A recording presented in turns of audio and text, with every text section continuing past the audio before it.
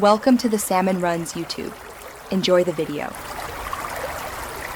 In this video, I will explain how to play Super Mario Bros. On PC with a controller.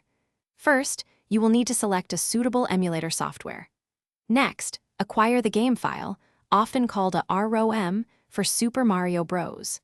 Finally, connect your favorite game controller and configure its buttons within the emulator settings.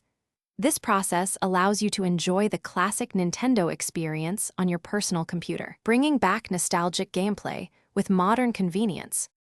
To begin, choose a robust Nintendo Entertainment System emulator.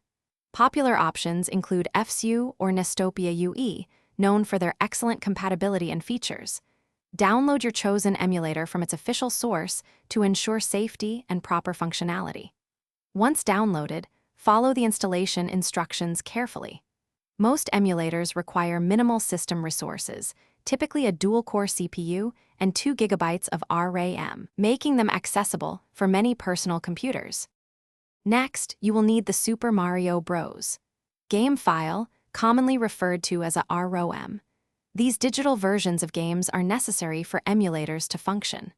Once acquired, save the ROM file in a convenient folder on your computer.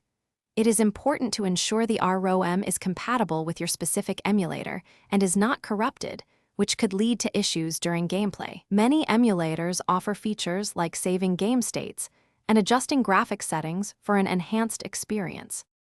Finally, connect your game controller to your personal computer, either via USB or Bluetooth. Most mainstream emulators offer full controller support. Open the emulator's input or controller settings menu.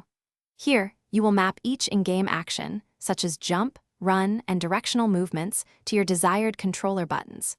After configuring, save your controller profile. This ensures your custom settings are remembered for all your future Super Mario Bros. Adventures, providing an authentic and enjoyable gaming experience. Thanks for watching. Consider subscribing if we helped you.